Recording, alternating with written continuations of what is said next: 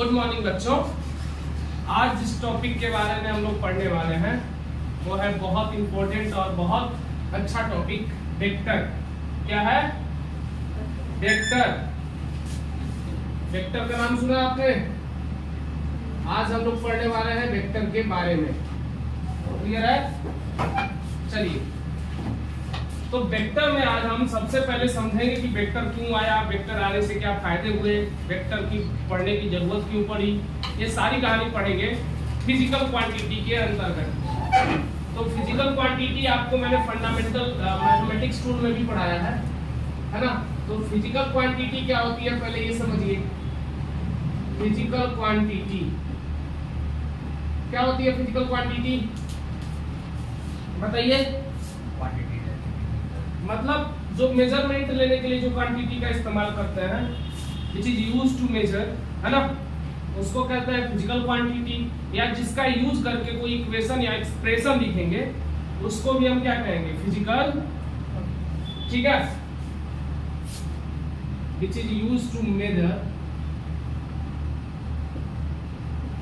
Which is used to measure quantity.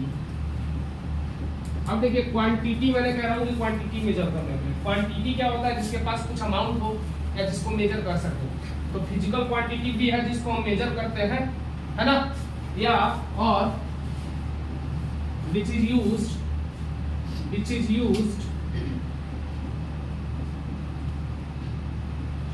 To write equation और expression. मतलब जिसका use करते हैं किसी चीज को मेजर करने के लिए, या हम जिसके यूज से इक्वेशन को लिख सकें या एक्सप्रेशन को लिखें, उसको हम फिजिकल क्वांटिटी कहेंगे। मतलब फिजिकल क्वांटिटी की अगर बात करें, है ना, तो फिजिकल क्वांटिटी के पास दो टर्म होती है। दो टर्म्स होते हैं। कौन कौन सी? एक तो होती है न्यूमेरिकल वैल्यू और दूसरी होती है यूनिट। हमेशा physical quantity n into u के फॉर्म में लिखी जाएगी। ये बात मैंने आपको यूनिट डायमेंशन में भी समझाने की कोशिश की थी। n जो होती है वो होती है न्यूमेरिकल वैल्यू, बाद में इसी को आप लोग डायमेंशन भी कहते हो, न्यूमेरिकल वैल्यू। और जो u होता है बच्चों वो होता है यूनिट। क्लियर है? n जो है वो है न्यूमेरिकल वैल्यू, है ना। n क्या है? n में बच्चों है न्यूमेरिकल वैल्यू, और v जो होता है मतलब u जो है वो है यूनिट, है ना। ये पूरा टर्म मिलके बनेगा फिजिकल क्वांटिटी, है ना। ये कहानी समझ में आई? जैसे मैं बोलूं, एग्जांपल समझिए। एग्जांपल में मैंने बोला 5 न्यूटन, तो 5 क्या है? न्यूमेरिकल वैल्यू है। और जो न्यूटन लिखा है हमने, अगर सीजीएस में और इसको चेंज करो, सॉरी एमकेएस में, तो न्यूटन को हम लोग ये और भी बोलते हैं कुछ, KG metre per second square बोलते हैं। तो KG metre per second square unit हुआ कि नहीं? Numerical value into unit, numerical value into unit. KG metre per second square को ही तो न्यूटन कहते हैं। सीजीएस यूनिट क्या होता है न्यूटन का? डायन होता है। डायन नहीं, डाइन होता है ना।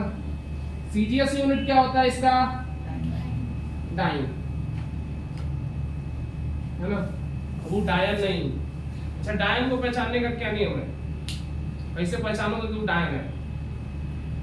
पाँव देखना कहता है ना, कहता है ना, उस वाले पे भूल बोले क्या में? हाँ, क्या? अच्छा, नहीं, उनकी बाल भी बड़ी बड़ी रहेंगी, इतने बड़ा चोटी बांध के रहेंगी। जिनकी बड़ी चोटी होती है उनसे भी डर लगता है ना। अब मान लो पैर देखे, पैर पता चला उनके पीछे घूमे, तो समझ जाना कि डायन है। मुंडी घुमा दे आगे से सीधे पीछे कर ले, तो समझ जाना कि डायन है। भाई इतना समझने के बाद तो तुमको छोड़ेगी भी नहीं, ये भी याद रखना। जब उसके बारे में इतना समझ जाओगे ना कि वो डायन है, तो तुमको काहे छोड़ेगी? सबूत कोई रखता है क्या अपना? तो इसलिए ऐसा समझने से अच्छा है कि तुम समझना ही मत, है ना। चलो, तो सीजीएस यूनिट बच्चे होगा डायन। क्लियर है? चलो आ जाते हैं अपने वापस से। हमने बोला एक फिजिकल क्वांटिटी को लिखेंगे न्यूमेरिकल वैल्यू एंड यूनिट के फॉर्म में। क्लियर है? न्यूमेरिकल वैल्यू एंड यूनिट, है ना।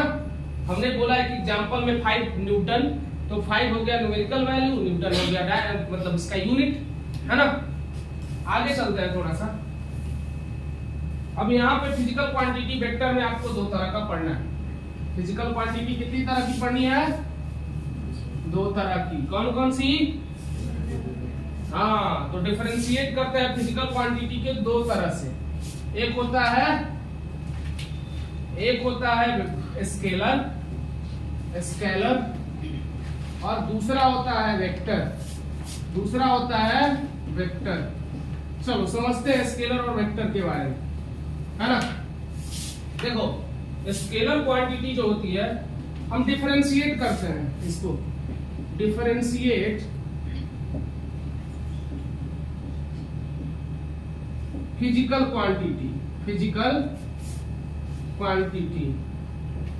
तो मैंने बोला फिजिकल क्वांटिटी कितनी तरह की है? दो तरह की है। कौन कौन सी? एक है स्केलर और दूसरी है वेक्टर। अब हम उसको डिफरेंशिएट करने जा रहे हैं, ध्यान से देखिएगा। एक को स्केलर और दूसरी वेक्टर। क्लियर है? देखिए स्केलर की अगर बात करें, ये वाली लाइन टेढ़ी हो रही है, सीधी लाइन नहीं खींच पाते हैं, लो ये भी नीचे जा रही है। चलो इससे काम चला रहे हैं। एक है स्केलर, दूसरी है वेक्टर। स्केलर में अगर बात करें तो वैसी क्वांटिटी जिसके पास, है ना, having only numerical value. Numerical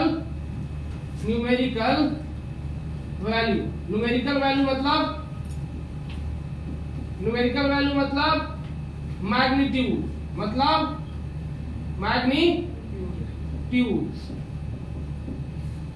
magnitude होता है MAGNE की NI होता है? NI मैग्नीट्यूड ना। चलो हैविंग ओनली न्यूमेरिकल वैल्यू यानी कि मैग्नीट्यूड। क्लियर है? और दूसरे के पास क्या क्या होता है? हैविंग मैग्नीट्यूड, डायरेक्शन एंड, और क्या बोला था? वेरी नाइस, ओबेज लॉ ऑफ वेक्टर एडिशन और ट्रायंगल एडिशन, है ना। अगर सिर्फ मैग्नीट्यूड और डायरेक्शन है तो जरूरी नहीं कि वेक्टर हो जाएगी। मतलब a vector quantity having direction ये पॉसिबल है, but all quantity having direction is not a vector quantity. मतलब अगर कोई क्वांटिटी के पास, अगर मैं कह रहा हूं कि कोई वेक्टर क्वांटिटी है, उसके पास डायरेक्शन तो होगा, 100% होगा, यानी वेक्टर क्वांटिटी के पास डायरेक्शन होगा।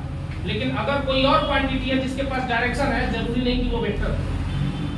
उसके लिए तीसरा मस्ट जो लॉ है, ओबे लॉ ऑफ वेक्टर एडिशन, इसको फॉलो करना चाहिए। क्लियर है? ये थी पहली प्रॉपर्टी। दूसरी प्रॉपर्टी, अगर स्केलर क्वांटिटी की बात करें तो according to method of algebra उसको हम इजीली सम कर सकते हैं, है ना। सम we can add, ऐसे लिखो, we can add according to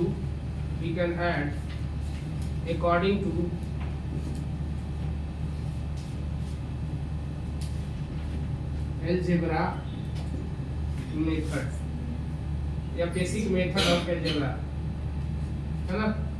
basic method of, according to basic method of algebra, यानी अलजेब्रा के मेथड से हम इसको क्या कर सकते हैं? बोलो, जोड़ सकते हैं या सब्ट्रैक्ट कर सकते हैं। इसमें एडिशन के लिए कोई अलजेब्रा काम नहीं आएगा। हाँ, ऐड और सब्ट्रैक्ट दोनों लिखो भैया। We can add और subtract, ये तो खाएंगे। इधर देखो, we can add और subtract, है ना, according to basic method of algebra। लेकिन इसके लिए कौन सा मेथड लगेगा? only can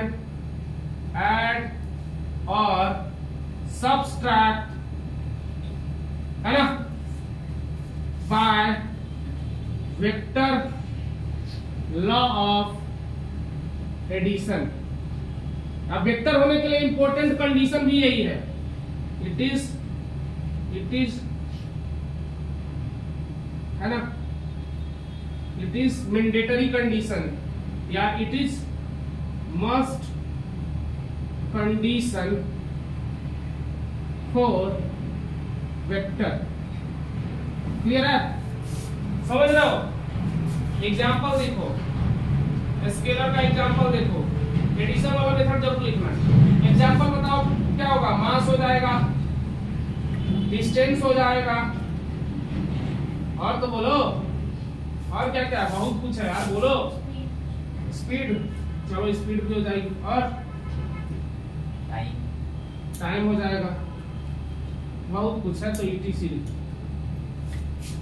ये एग्जाम्पल इसका हो गया। इसका एग्जाम्पल बताना जरा भाई, वेक्टर का example, velocity, acceleration, force, ETC। Clear है, बोलो। तो ये है स्केलर और वेक्टर में डिफरेंस। क्लियर है बच्चे? हमने बोला स्केलर क्वांटिटी और वेक्टर क्वांटिटी। तो जिसके पास खाली न्यूमेरिकल वैल्यू होगा मैग्नीट्यूड, वो स्केलर, मैग्नीट्यूड के साथ डायरेक्शन, और डायरेक्शन के साथ में चाहिए वेक्टर लॉ ऑफ एडिशन का मेथड। अगर इसको कोई फॉलो करेगा तब वो क्या कहलाएगा, वेक्टर। मैंने बोला कि ये मस्ट कंडीशन रहेगा, मतलब अगर एडिशन, अगर हम वेक्टर लॉ ऑफ एडिशन से कर रहे हैं सब्ट्रैक्शन, तब हम मानेंगे कि वो वेक्टर है। अगर इस लॉ को फॉलो नहीं कर रहा है तो नहीं मानेंगे कि वेक्टर है। समझे कि नहीं समझे? समझे, बहुत जल्दी समझ लो। क्लियर है ये? आगे चले, चलो आगे चलो, मिटा दो ना इसको।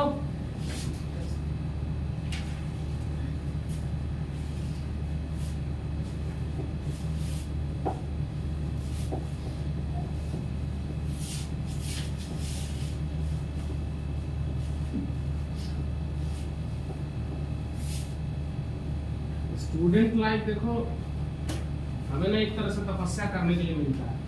अब उस तपस्या का हम कैसा इस्तेमाल कर रहे हैं, मतलब उस तपस्या को हम किस तरीके से कर रहे हैं, इस पर भी डिपेंड करता है।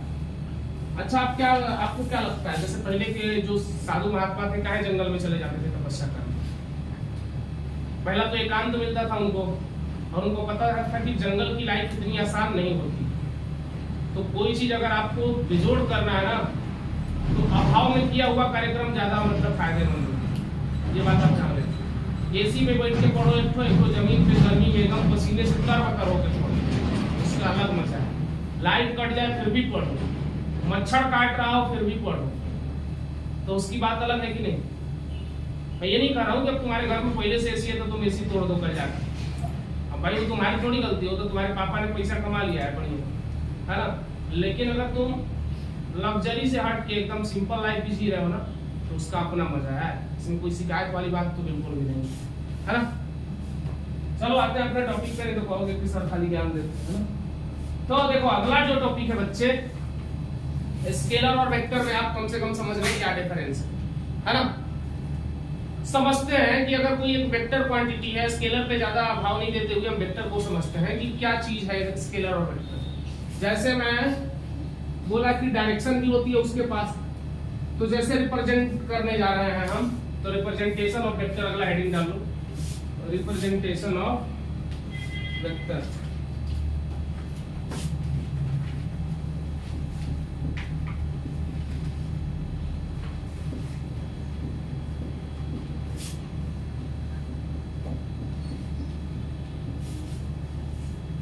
तो वेक्टर को जब हम रिप्रेजेंट करते हैं बच्चे ना, वेक्टर को किसी रिप्रेजेंट करते हैं तो एरो से करते हैं। किससे?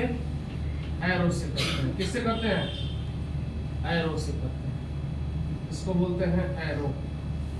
तो एरो का ये देखो आगे जो तीर बना हुआ है ना, ये होता है एरो हेड, HEAD, हेड, इसका सिर। और ये जो पीछे वाला पार्ट है पूंछ, मतलब टेल। टेल मतलब पूंछ। हेड मतलब सिर, समझे? बोलो, ये जो इसका पार्ट है ना, ये वाली पार्ट यहां से लेके यहां तक वाली, ये वाली जो पार्ट है ना, इसके मैग्नीट्यूड को बताती है, मैग्नीट्यूड को। कई बार ऐसा होगा जैसे आपने 5 न्यूटन है ना, कोई फोर्स की वैल्यू ले ली, वेक्टर है आपके पास 5 न्यूटन है ना, ईस्ट। तो 5 न्यूटन अगर आपने फोर्स ले लिया बच्चे, मान लो तुम्हारी स्केल, अगर तुम स्केल में मेजर करना चाह रहे हो, अभी सेंटीमीटर में सारे पैमाने हैं, न्यूटन में दिया हुआ है, उसको लिखने के लिए तो तुम पहले स्केल एज्यूम करोगे। बचपन की कहानी थोड़ी याद आ जाएगी।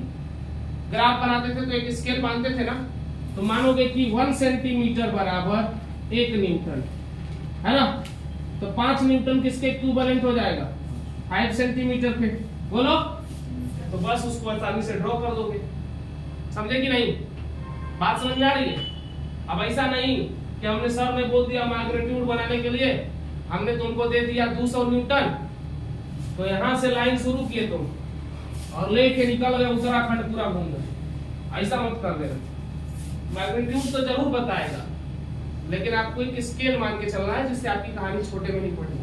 हाँ, लेंथ बताता है, जितना बड़ा उतना मैग्नीट्यूड, लेकिन इतना बड़ा बनाने के चक्कर में ऐसा थोड़ी काफी भर दोगे, है ना? समझ गए ना? हेड जो है उसका वो डायरेक्शन बताता है,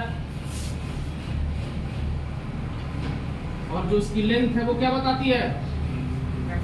मैग्नीट्यूड। क्लियर है?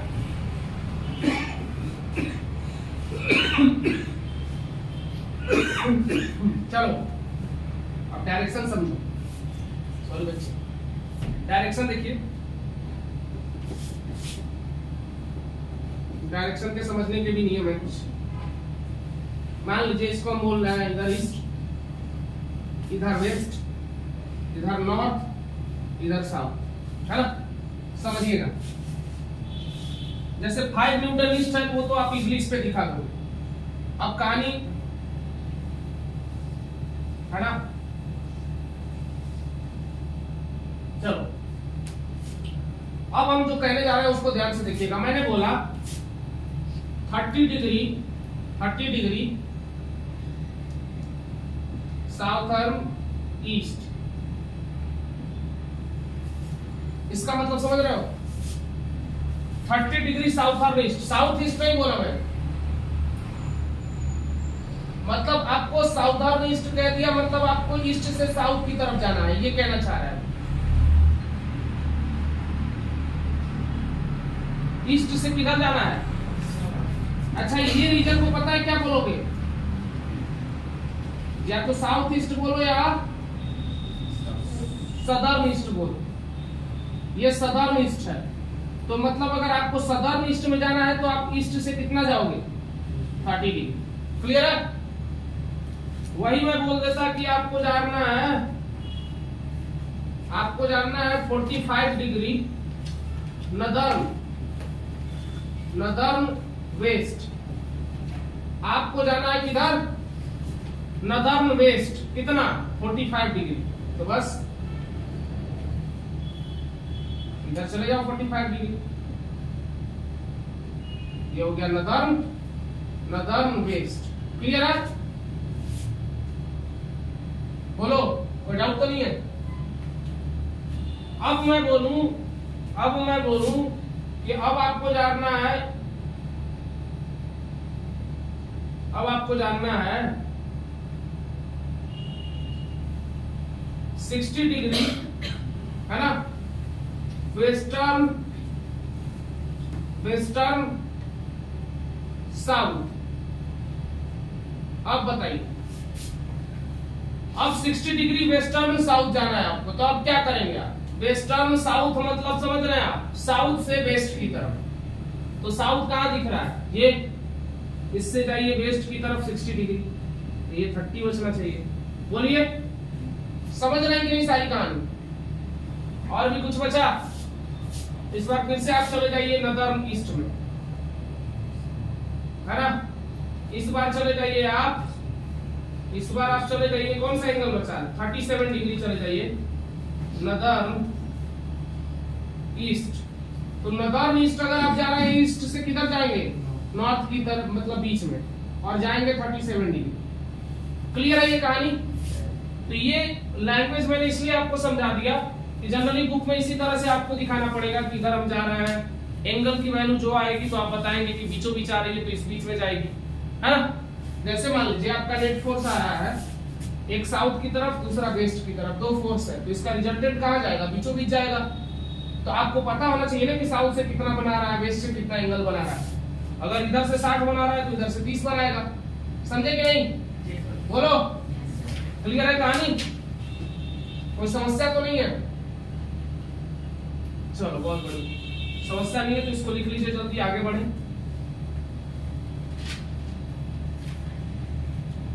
तो डायरेक्शन निकालने के लिए थोड़ी कुछ चीजों का ध्यान रखना पड़ेगा, है ना। और ये बुक की भाषा में भी जनरली यही देगा। कुछ कुछ चीजें याद रखिएगा, जैसे 37 और 53 पे मैं बार बार जोर देता हूँ, ये याद रखिएगा, है ना। 37 की वैल्यू याद रखिएगा, याद है 37 के ठीक सामने वाला साइड होता है 3, बेस हो गया 4, ये आएगा 5। तो साइन 37 परपेंडिकुलर अपॉन में hypotenuse 3/5, cos 37 base upon hypotenuse यानी 4/5, tan 37 कितना हो जाएगा 3/4 यानी कि परपेंडिकुलर अपॉन में बेस। इसी का उल्टा कर लीजिए, साइन का उल्टा कोसेक 37 बताइए 5/3, उसके बाद सेक बताइए 5/4, कॉट बताइए 4/3। क्लियर है। अब अगर मैं इसी को कह देता, देखिए अगर ये 37 है तो क्या ये 53 नहीं होगा, तो 53 वाले में परपेंडिकुलर 4 होता है, इतना याद रखिएगा। जैसे मैं कह दूं कि साइन 53 कितना हो जाएगा, परपेंडिकुलर अपॉन में बेस 4/3 हो जाएगा। कॉस 53 कितना हो जाएगा, हाँ तो ये 4/5 हो जाएगा बच्चे। परपेंडिकुलर आपने सही बोला, परपेंडिकुलर अपॉन में हाइपोटेनस, तो 4/5 हो गया। कॉस 53 कितना हो जाएगा 3/5। tan 53 कितना हो जाएगा बच्चे, बोलो 4/3। इसी का उल्टा कर दो, cosec 53 5/4, sec 53 5/3, cot 53 3/4। क्लियर है। तो ये बेसिक चीज याद रखिएगा, जनरली इसका यूज आता है। कुछ स्टैंडर्ड बुक ज्यादातर 37 53 लेते हैं कि बच्चों को निकालने में थोड़ी असुविधा हो। तो बच्चे क्यों असुविधा होगा, याद रखिएगा 37 के ठीक सामने वाला साइड 3 होता है, बाकी जो छोटी साइड हो जाएगी 4, और ये 3 4 हो गया तो पक्का हाइपोटेन्यूस 5 होगा, है ना। उसी तरह से 53 के ठीक सामने वाला 4, जो छोटा बच गया साइड वो 3, तो बाकी क्या होगा, वो दोनों का मिला के 5 होगा। याद रहेगा ये, बहुत बढ़िया। आगे चले, चलिए अब आगे आगे। अब थोड़ा सा इंपॉर्टेंट पॉइंट बता दे वेक्टर में आपको।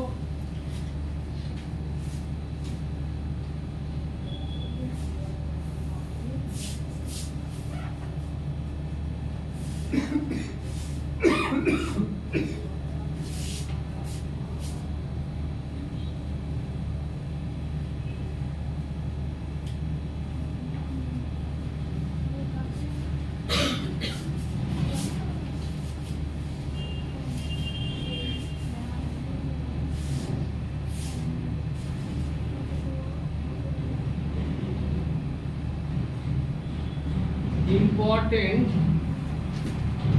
point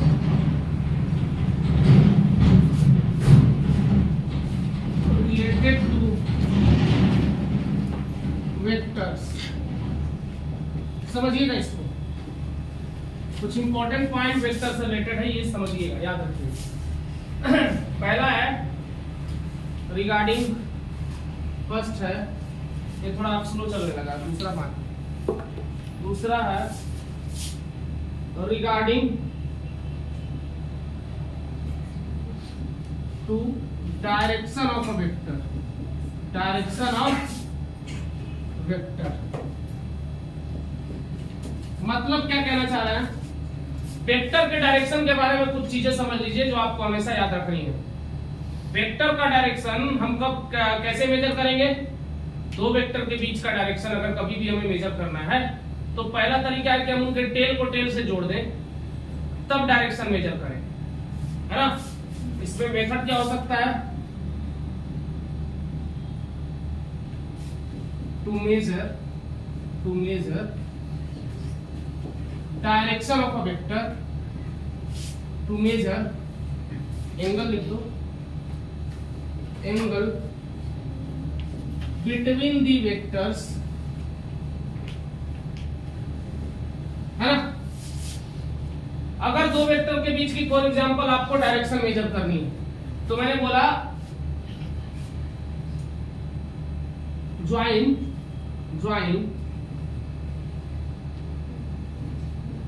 tell to tail and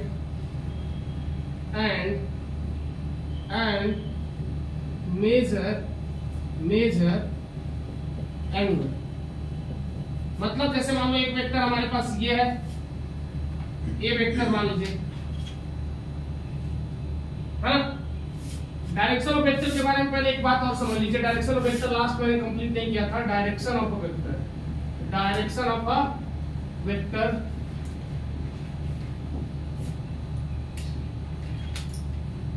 magnitude.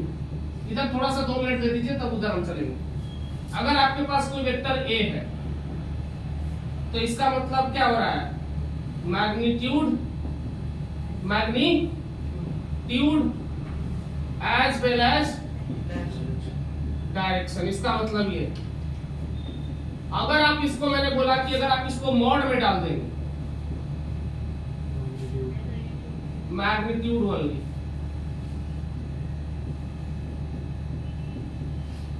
अब अगर खाली आप इसको टोपी पहना दीजिए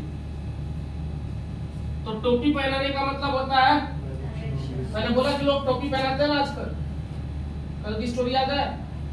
मैंने बोला था कि लोग आजकल टोपी पहनाते हैं। फ्री शिक्षा, फ्री पानी, फ्री बिजली, लेकिन पूरा स्टेट के जनता को फ्री दारू। दारू फ्री में नहीं देंगे यार, दारू से तो पैसा आता है, छोड़ो मैं भी क्या बोलूं। तो अगर आप टोपी पहना दोगे ना तो ये खाली डायरेक्शन ही देगा, जो आज के जनरली लोग देते हैं ना। तो चलो हम लोग अपना इस टॉपिक से बाहर निकलेंगे। तो टोपी पहना दोगे तो क्या देगा ये? Direction only. अच्छा, इसको बोलते हैं यूनिट वेक्टर। आगे चल के पहले इसका डेफिनेशन बताएंगे तब समझ में आएगा। ये जनरली होता है वेक्टर ए। अच्छा, एक कोई वेक्टर है जिसके पास मैग्नीट्यूड और डायरेक्शन दोनों है, और इसको इससे डिवाइड कर दे मैग्नीट्यूड से, तो मैग्नीट्यूड कैंसिल होकर खाली डायरेक्शन बचेगा कि नहीं? तो इसी बेसिस पे ये फॉर्मूला बना है। ऊपर है मैग्नीट्यूड एंड डायरेक्शन दोनों, और नीचे क्या है? Only magnitude. तो ये कर दोगे तो फाइनल खाली डायरेक्शन मिलेगा। क्लियर है? ये चीज देख लीजिए जल्दी से। आप जिंदगी में किसी को टोपी मत पहनाइएगा, है ना। आप जो भी बताइएगा क्लियर बताइएगा कि इसका ये फायदा है, इसका ये नुकसान है ना। पब्लिक खुश भी है यार कि चलो ना, क्या दिक्कत है। अच्छा कुछ लोग, अच्छा तुमको क्या लगता है, कुछ लोग मान लो हमारे ही घर में, एक घर की एग्जांपल देना, हमारे ही घर में मान लो 4 फैमिली मेंबर है ना। 4 में से मान लो 1 लोग हैं जिनको थोड़ी सी ड्रिंक की लत क्या है, उनको आदत बन चुकी है। तो बताओ पूरी फैमिली परेशान हो जाती है कि नहीं? आपने नोटिस करा? पूरी फैमिली परेशान हो जाती है। मेरे घर में एक मजले चाचा थे, उनकी डेथ हो चुकी है ये सब की वजह से ही। तो मैं थोड़ा सा इस टॉपिक को मतलब ज्यादा सेंसिटिवली लेता हूँ कि अगर एक पूरे फैमिली में भी अगर एक इंसान भी अगर नशे की लत में पड़ जाता है ना, तो पूरी फैमिली तबाह हो जाती है। तबाह होना मतलब बर्बाद हो जाती है। तो नशा इतना खराब चीज है। अब आजकल के लोगों को लगता है कूल है, दिन भर काम किए शाम में मार लो 2 पैर। ये कूल नहीं है, ये फूल है ना। और सच्ची बता रहे हैं, आप जिंदगी में ब्याह शादी उसी से करिएगा जो नशेड़ी ना हो। चाहे लड़की है आप, चाहे लड़का है, नशेड़ी रहेगा आप नहीं तो काल आपको निपटा देगा, या निपटा देगा मतलब मार के आपको घर से भगा देगा पहले। दूसरा, अगर आपको नहीं मार पाया तो कुछ टाइम में भगवान उसकी किडनी लीवर खराब कर देंगे। आधे टाइम में आपसे शादी किया, पूरा जिंदगी नहीं पालेगा। आगे के आने के दूसरे साल में निकल जाएगा, तो फिर आपका कार्यक्रम खराब हो जाएगा। तो कभी नशेड़ी से भी आवत करिएगा, है ना। ये मैसेज था हमारा। समझ गए बच्चे। अब देखो, अगर मैं बोल रहा हूं वापस से इससे इधर आ जाता हूं, मैंने बोला regarding to direction of a vector to measure angle between the vectors, join tail to tail and measure angle. सबसे पहले अगर आपके पास ज्वाइन टेल टू टेल मैंने लिखा है तो दो वेक्टर के रेफरेंस में मैंने लिखा है। ये ज्वाइन टेल टू टेल मैंने क्यों लिखा है? दो वेक्टर के रेफरेंस में लिखा है कि कम से कम दो वेक्टर के बीच अगर आपको एंगल निकालना है तो आप क्या करना, टेल से टेल जोड़ देना। मान लो वेक्टर ए इधर चला गया, ये है वेक्टर बी, ये दो वेक्टर को हमने टेल से टेल जोड़ दिया, है ना। क्लियर है। तो एक तो तरीका है, मान के चलो ये वाला हमें पता चल गया कि 120 डिग्री है, तो अगर ये 120 डिग्री रहा होगा तो ये पक्का इधर से इधर का कितना होगा, 240 डिग्री, है ना। कितना होगा, 240 ही होगा ना, तभी मिलके 360 होगा ना। समझ गए भाई। पूरा मिलके एक पॉइंट का एंगल कितना होता है, 360। तो इधर वाला ये बताओ, दोनों एंगल तो यार, दोनों तो एंगल लगभग माना जाए तो दोनों ही तो दोनों के बीच के एंगल है भाई। टेल से जोड़ दिया तो दोनों वेक्टर के बीच के एंगल हो सकते हैं कि नहीं। इधर वाला भी वेक्टर के बीच का ही एंगल है, इधर वाला ही वेक्टर के बीच का एंगल है। तो क्वेश्चन अभी ये उठता है कि हम कौन सा एंगल लेंगे, है ना। रीजन ये है कि जब भी आप एंगल मेजर करना, हमेशा स्मॉलेस्ट एंगल आप लेते हैं। स्मॉलेस्ट में भी ऐसा नहीं कि आप 180 से ज्यादा ले लेंगे। एंगल जो होता है दो वेक्टर के बीच का, वो हमेशा लाई करता है, हमेशा लाई करता है किसके किसके बीच, 0 से लेके 180 डिग्री के बीच लाई करता है ना। ये है, यानी दो वेक्टर के बीच का एंगल जो होगा हमेशा क्या होगा, स्मॉलेस्ट एंगल होगा और 0 और 180 के बीच ही होगा। उससे ज्यादा तो लेने का सोचिएगा भी मत। अच्छा, क्या ये एक ही मेथड है टेल टू टेल ज्वाइन वाला? ये पहला मेथड। दूसरा मेथड क्या है, दूसरा मेथड क्या है, इसको मिटाऊं? जल्दी करिए, मिटाऊं। देखिए दूसरा मेथड क्या हो सकता है, हो गया। मेथड नंबर 2 क्या है? मेथड नंबर कोई 2 है नहीं वैसे तो, यही बात है, लेकिन मेथड नंबर 2 कहता है, मेथड इसमें डायरेक्शन ऑफ वेक्टर के रिगार्डिंग बात हो रही है ना।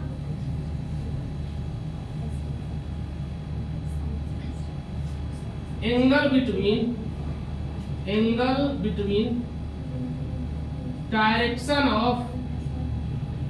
Of both vectors.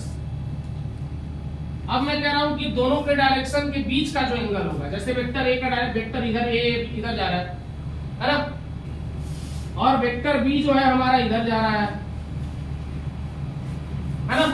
तो इनके डायरेक्शन के बीच का एंगल, तो तुम कहोगे ये वाला एंगल, नहीं, गलत हो जाएगा। डायरेक्शन वेक्टर ए का किधर है, आगे की तरफ, थोड़ा आगे बढ़ा दो इसको। ये वेक्टर बी है, ये वाला एंगल है। मैंने बोला कि दो वेक्टर के बीच के डायरेक्शन, दोनों वेक्टर के अगर डायरेक्शन आपको पता है तो डायरेक्शन के बीच का एंगल आगे बढ़ाओगे तो अभी भी ये ही होगा। अभी थोड़ी देर में प्रॉपर्टी एक समझाऊंगा, इसी से आपको आइडिया लग जाएगा कि पैरेलल लाइन पर पैरेलली अगर कोई वेक्टर का बात करे अगर ना, तो वो क्या होता है, कहीं भी उसको एडजस्ट कर सकते हो। अगर ये यहाँ है, अगर जरूरत पड़ी तो हम इसको आगे भी ले आ सकते हो, है ना। तो ये है कि इसके वेक्टर के डायरेक्शन में थोड़ा आगे बढ़ा दो और इनके बीच का एंगल इजीली मेजर कर लो। अगर नहीं समझ में आ रहा तो देखो ना, यहाँ पर भी दोनों टेल से टेल दिख रहा है कि नहीं, तो हमने टेल से टेल मिलाने के लिए ही आपको करा है। लेकिन ये मेथड नंबर 2 है। आपको क्या करना है, angle between direction of both vectors. तो डायरेक्शन पहले का आगे, दूसरे का इधर, एंगल ले लिया। क्लियर है, बोलो। तो इस तरीके से भी आप एंगल के बीच का, मतलब वेक्टर के बीच के एंगल बता सकते हो, है ना। समझ में आया? मिटा दूं? बोलो। तो ये पहला इंपॉर्टेंट पॉइंट था regarding direction of vector. Direction के रिगार्डिंग ये पहला था, है ना।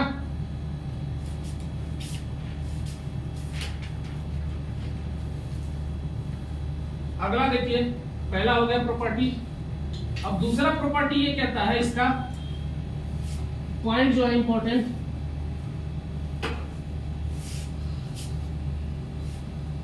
a vector can rotate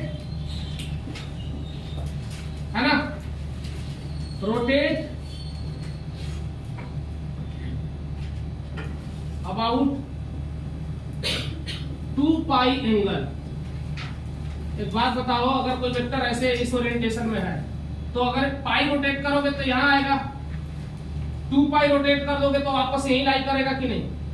तो तुम 2 पाई अगर कभी तुम्हारा मन कर दिया मजाक करने का तो किसी से पूछ लेना कि हम 2 पाई रोटेट करके कहाँ आएगा वेक्टर, तो वापस वही आएगा कि नहीं? तो सेम ओरिएंटेशन होगा कि नहीं उसका? तो कभी कभी ये जरूरत पड़ती है, क्वेश्चन में ही कह देता है कि हमने 2 पाई रोटेट कर दिया, तो 2 पाई रोटेट करोगे तो वापस आ जाएगा।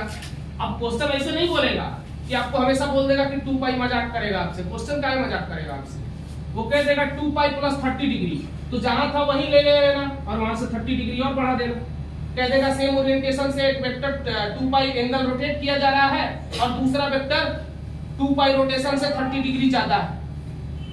एक वेक्टर को क्वेश्चन ऐसे समझिए, कहेगा कि एक वेक्टर को 2 पाई रोटेट कर दिया गया और दूसरा वेक्टर उसके 2 पाई रोटेशन के बाद 30 डिग्री ज्यादा है, 30 डिग्री ज्यादा उसका ओरिएंटेशन है, तो बस यहाँ से 30 डिग्री यानी दूसरा वेक्टर 30 डिग्री पर है। अब दो वेक्टर के बीच का देखो ना एंगल पता है, इधर डायरेक्शन इसका है, इधर डायरेक्शन इसका है, रिजल्टेंट निकाल लेना, आगे चल के मेथड बताएंगे कैसे निकालना है, समझ जाओगे ना ये।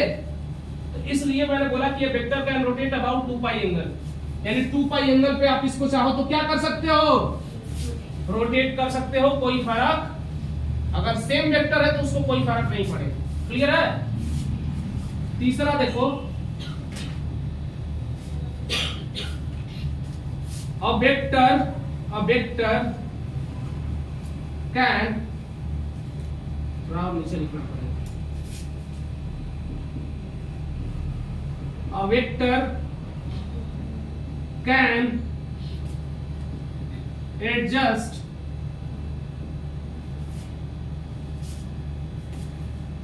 एडजस्ट होता है यार, हैं? JCT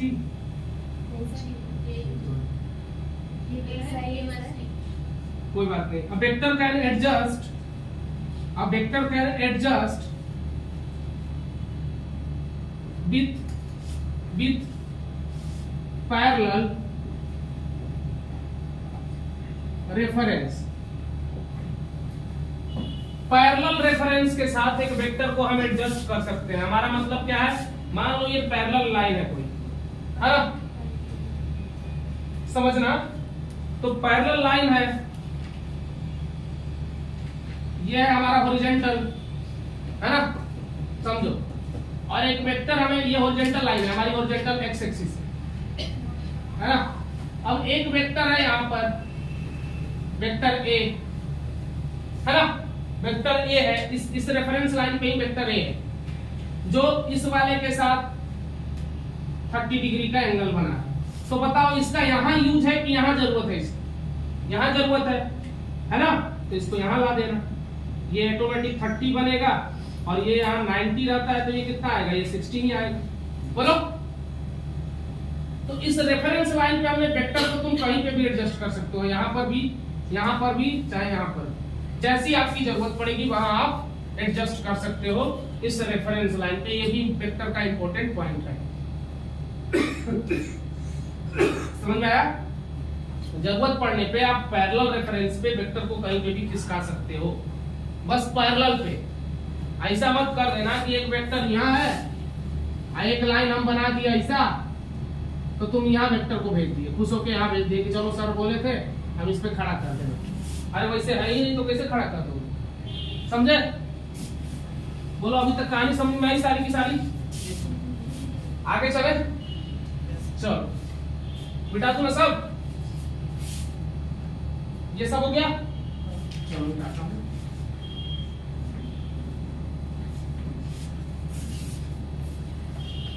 मजा आ रहा है? हाँ? मजा नहीं आ रहा है? मजा नहीं आते हो? ये सही है यार, पढ़ाई में मजा नहीं आएगा तो फिर पढ़ने का मतलब ही नहीं, ये भी जानो। कहो कि सर सारा बात तो आप ही कह रहे हैं, क्या करा जाए हम लोग कुछ मत करो। चलो, अब अगला जो इंपॉर्टेंट बात है, अब यहां से कहानी शुरू होगी इंपॉर्टेंट बात की, वो ये है कि हम लोग पढ़ने वाले हैं टाइप्स ऑफ वेक्टर। क्या पढ़ने वाले हैं?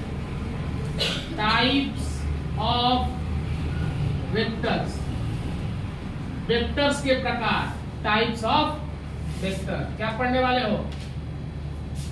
वेक्टर को क्या कहते हैं हिंदी में जी?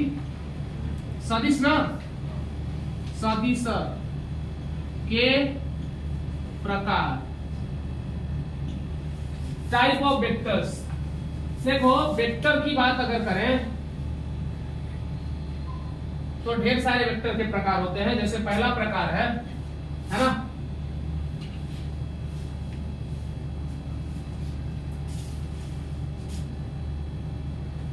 सेम वेक्टर, है ना। दूसरा प्रकार है पैरेलल वेक्टर, तीसरा प्रकार है नल वेक्टर, चौथा प्रकार है unit vector, collinear vector, coherent vector, बहुत सारे वेक्टर के प्रकार। तो शुरू से शुरू करते हैं। पहले सेम वेक्टर क्या होता है? पहला है same vector. Same vector, same मतलब इक्वल है, इक्वल नाम लिखो ना। सेम क्या होता है? सेम कोई वर्ड नहीं होता। Equal vector, equal vector. देखो दो वेक्टर को तुम इक्वल कहोगे जब उनके मैग्नीट्यूड भी सेम हो और डायरेक्शन भी सेम। हर एक तरह से काम नहीं बनेगा। Two vectors are said to be equal having क्या? Same magnitude and direction. क्या ये सही है? अभी भी सही नहीं है। जैसे एग्जांपल देखो बच्चे, मैं बोला अभी भी सही नहीं। एक एग्जांपल है दो वेक्टर का। वेक्टर A बराबर जो दिया हुआ है 5 न्यूटन, वेक्टर B बराबर जो दिया हुआ है 5 मीटर पर सेकेंड। तो तुम्हारे हिसाब से तो भाई सही होना चाहिए। और ये दोनों इधर ईस्ट टुवर्ड ईस्ट, ये भी टुवर्ड ईस्ट। बताओ ना, मैग्नीट्यूड भी सेम है, डायरेक्शन भी सेम, तो तुम्हारे हिसाब से सेम होना चाहिए। लेकिन ये सेम नहीं है। एक कंडीशन और बनता है, यूनिट भी सेम चाहिए। याद रखना, सेम वेक्टर होने के लिए खाली मैग्नीट्यूड और डायरेक्शन सेम नहीं चाहिए, यूनिट भी सेम चाहिए। क्या चाहिए? हाँ, एज वेल एज क्या? Same unit. क्लियर है? As well as same unit. Same unit के लिए यहां लागू, as well as same unit, magnitude and direction as well as same unit. Clear है? अब जाके वेक्टर क्या होगा? अब भाई मीटर पर सेकंड दिखा रहे हैं और 1 न्यूटन में है, कैसे सही है? बराबर होगा तो यूनिट भी सेम होना चाहिए। अगर ये 5 न्यूटन है तो ये भी 5 ही न्यूटन चाहिए। अब सही है। या ये 5 मीटर पर सेकंड है तो ये भी 5 मीटर सेकंड चाहिए, यानी सेम यूनिट होना चाहिए। ये बात अच्छे से याद रखना। क्लियर है? दो वेक्टर को इक्वल कब कहोगे? इक्वल 5 न्यूटन ये भी है, 5 न्यूटन ये भी है, तब ये सेम है। सेम है? कहां सेम है? डायरेक्शन अलग अलग है, सेम नहीं। अब same, magnitude same, direction same और यूनिट सेम, है ना? याद रखना। जिंदगी में कुछ चीजें एकदम अच्छे से याद रखना, बहुत काम आएगी। आप किसी से बराबर करते हो, कहते हो कि हम उसके इक्वल हैं, उसके जैसे दिखते हैं, उसमें एक कंडीशन भी लगा सकते हैं, पैरेलल कंडीशन नहीं लगाना है यार, पैरेलल नहीं लगा सकते। हाँ, इक्वल डायरेक्शन बस बता सकते हैं। देखो डायरेक्शन सही है ना, ये यहाँ है, ये यहाँ है। अब मैग्नीट्यूड सेम हो गया, डायरेक्शन सेम होगा तो पैरेलल तो अपने आप आ जाएगा कंडीशन। ये बताना नहीं पड़ेगा तुम्हें। आगे पढ़ोगे कि पैरेलल वेक्टर क्या होता है, दो वेक्टर को पैरेलल कैसे कहोगे, है ना। पैरेलल के लिए कई बार पैरेलल वेक्टर जरूर नहीं कि इक्वल, लो ये वेक्टर भी पैरेलल है दूसरे, लेकिन इक्वल है क्या? ये 10 न्यूटन है मान लो, ये मान लो 2 मीटर पर सेकेंड है, लेकिन दोनों वेक्टर ही है और दोनों पैरेलल ही है। तो क्या पैरेलल वेक्टर सेम हो सकती हैं? नहीं हो सकती। लेकिन सेम वेक्टर यानी इक्वल वेक्टर पैरेलल हो सकते हैं, ये याद रखना है इसमें, है ना? क्या याद रखना है? सेम वेक्टर पैरेलल हो सकता है लेकिन पैरेलल वेक्टर सेम नहीं हो सकता। क्लियर है? मतलब पैरेलल वेक्टर इक्वल नहीं हो सकता। मिटा दो इसको। चलो सेम वेक्टर हो गया।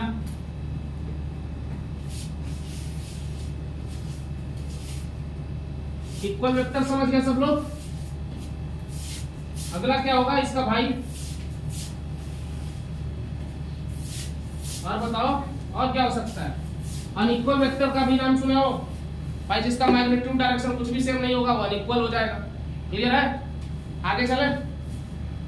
अगला वेक्टर सुनो, यूनिट वेक्टर इंपॉर्टेंट है तो इसलिए पहले यूनिट बता देते हैं। Unit vector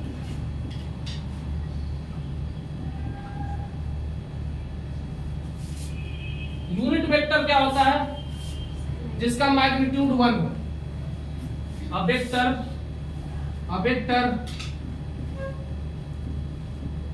having unit magnitude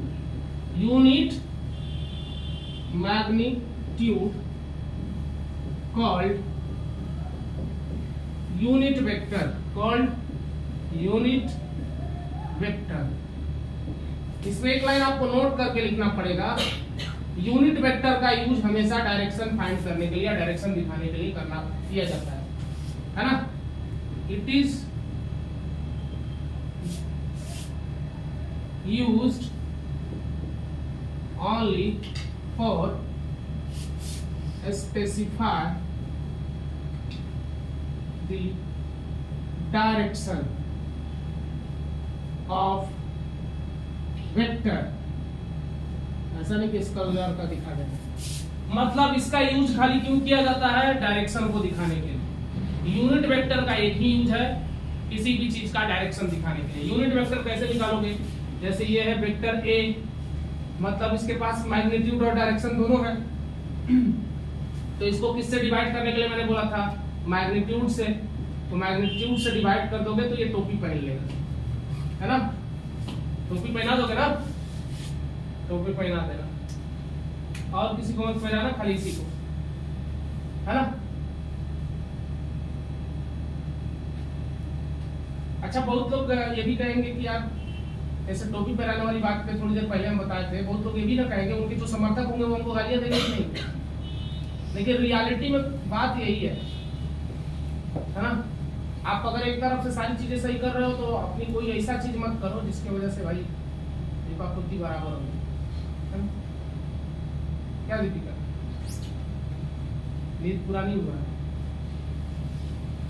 सोने आई हो यहाँ पे?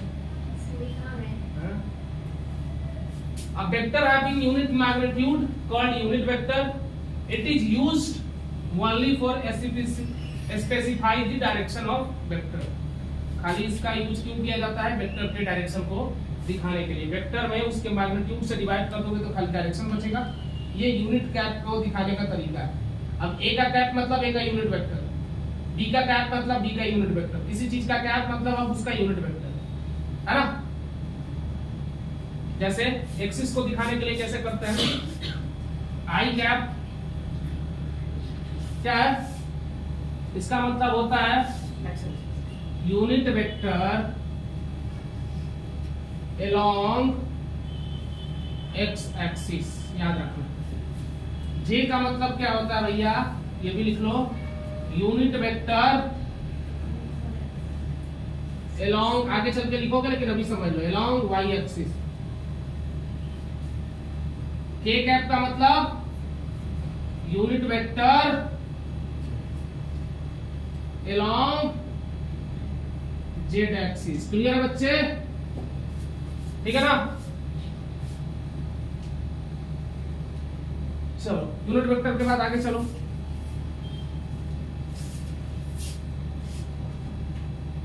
मिटा दूं? जल्दी करो, मिटा दूं? क्या दे रहा हूं? वो फिर से मिल जाएगा, बस समझने के लिए।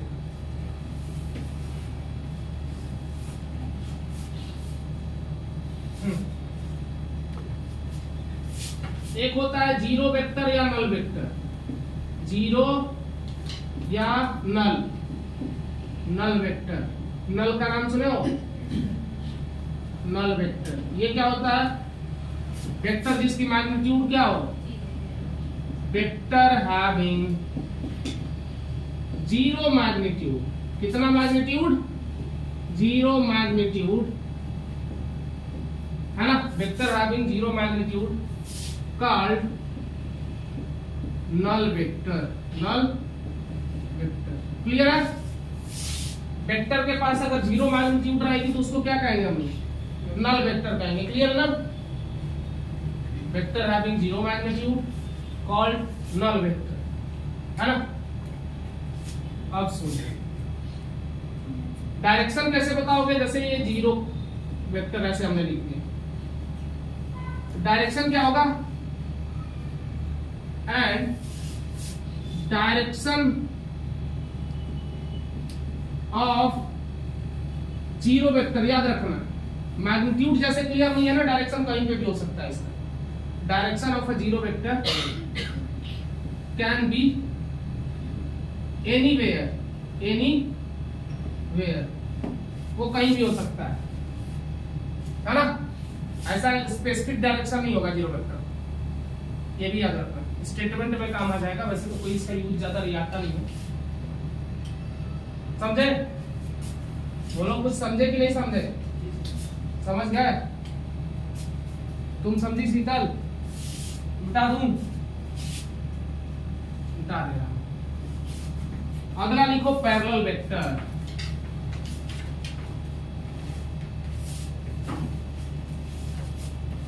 Parallel vector,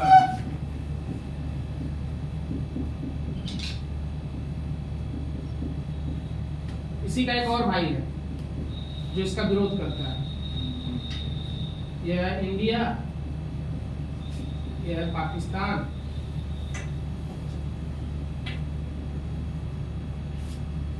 anti parallel,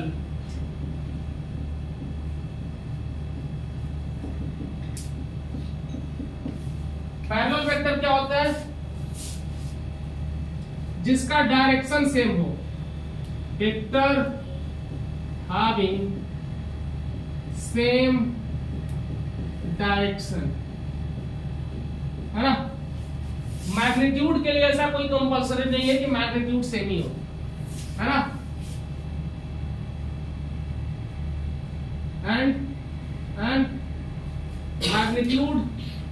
magnitude may or may not be same, may or may not be same,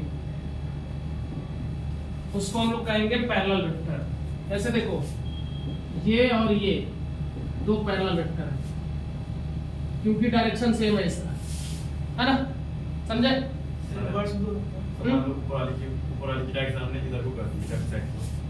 left side को करूं तो लेफ्ट साइड को यहाँ करूंगा ना, नीचे लिखा तो हूँ, खाली अभी पैरेलल की बात हो रही है, खाली पैरेलल की बात हो रही है, एंटी पैरेलल की बात नहीं हो रही।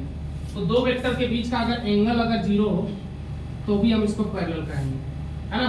तो और करके लिखना, if angle between two vectors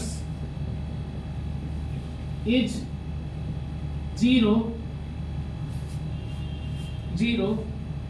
then it is parallel vector। सारी कहानी बताऊंगा, कुछ भी ऐसा नहीं छोड़ूंगा, टेंशन मत लो। तो पैरेलल होने के लिए पहला मैंने बोला डायरेक्शन सेम चाहिए हमको, मैग्नीट्यूड से कोई मतलब नहीं है, 10 यूनिट 20 यूनिट, एक 20 है दूसरा 5 है, लेकिन एक ही डायरेक्शन में है तो ये पैरेलल कहलाएगा। इसके बाद मैंने बोला कि अगर उनके बीच का और कंडीशन क्या है कि बीच का एंगल जीरो रहे तो भी पैरेलल कहेंगे, है ना। तुम भी सही बोले, इसको भी पैरेलल कहा जाता है, लेकिन एंटी पैरेलल हो गया ना। दूसरा वाला भाई एंटी पैरेलल है, पाकिस्तान है, ये क्या है, इंडिया जो काम करता है उसका उल्टे करता है। वहां के मीडिया वाले कैसे कैसे बोलते हैं यार, तभी एक सुन रहे थे, वहां की एक लेडीज है मीडिया, है ना, हम तो मीडिया नहीं देख रहे थे, खाली उसी को देख रहे थे, हमको क्या मतलब उसके न्यूज से, लेकिन अजीब अजीब बोल रही है, मतलब जो सही नहीं है वो भी बोल रही है कि भारत वाले ये हो गए, मोदी जी का ये हो गया, चाय वाले मोदी जी का ये हो गया, ऐसे हो गया, है ना। हम खाली उसी को देख रहे थे कि कैसे बोल रही है ना। फिर हमने बोला छोड़ो क्या मतलब है ना। सारे देश वाले भैया अपने देश का सपोर्ट करते हैं, दूसरे का बुराई करते हैं, जरूरी नहीं है वो बुरे हैं भी, है ना। अब ऐसा नहीं कि हम सारे देश का बुराई करते हैं, अच्छे लोगों का सपोर्ट भी करते हैं। लेकिन हमको ये पता चला कि ये लोग हमेशा हमारा विरोधी करते हैं ना। हम दाएं जाएंगे तो बाएं जाएंगे, हम कहेंगे चाइना को बैन करो, कहेंगे चाइना से दोस्ती करो, समझ रहे हो ना। तो इसलिए मैंने उनको एंटी पैरेलल बोला। एंटी पैरेलल का मतलब है अपोजिट डायरेक्शन, है ना। तो लिख लो टू वेक्टर या vectors having opposite direction, vectors having, क्या लिखोगे, वेक्टर्स हैविंग अपोजिट डायरेक्शन, है ना, and magnitude may or may not be same, called कौन सा vector, anti parallel vector. Clear है बच्चे। यानी कि जिसका डायरेक्शन क्या होगा, अपोजिट होगा, है ना, उसको हम क्या कहेंगे, और करके क्या लिखोगे, एंगल कितना होगा, बोलो, angle between the vectors is 180 degree और पाई एक ही बात है ना। या तो 180 डिग्री होगा, कैसे होगा देखो ना, एक वेक्टर इधर है, दूसरा वेक्टर को आप इसको पैरेलल है अगर, तो हमने बोला था ना कि पैरेलल लाइन पे कहीं भी एडजस्ट कर सकते हो। यहाँ देखो ये वेक्टर और ये वेक्टर मान लो एक दूसरे के एंटी पैरेलल है, तो हम किसी को भी चाहें, इसको चाहें तो यहाँ उठा के ला सकते हैं, तो इसको यहाँ उठा के ला दो, ला दिए, तो इनके बीच में एंगल कितना बचा, देखो इसका मुंडी इधर है, इसका मुंडी इधर है, टेल से टेल जोड़ दिए, टेल से टेल जोड़ने के बाद देखो ना इनके बीच कितना एंगल बन रहा है, तो थीटा की वैल्यू आ गई 180, तब ये एंटी पैरेलल कहलाएंगे। क्लियर है, बोलो। ये इंडिया है, पाकिस्तान है, समझ गए कि नहीं। तुम लोगों का मन करता है कि नहीं कभी जाके पाकिस्तानियों को मारने का, करता है नहीं करता, देखो यार हमारा तो खूब करता है, मन करता है कि जाए एक ही दिन में गुलिन को साफ करके सर कहोगे सर आप टीचर है लेकिन पहले हिंदुस्तानी है ना। हाँ, ऐसे नहीं, जब कभी कभी उत्पात मचाते हैं सब, है ना।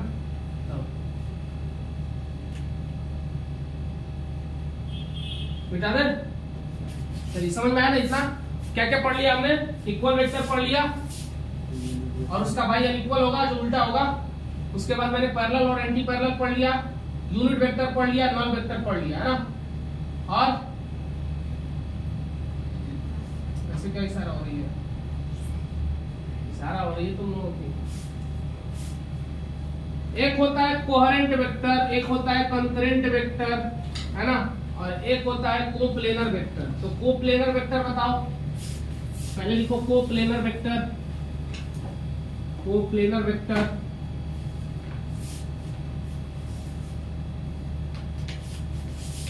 आज के लिए रहने देंगे, टाइप ऑफ वेक्टर को कल कंटिन्यू करें, हाँ खत्म कर दें।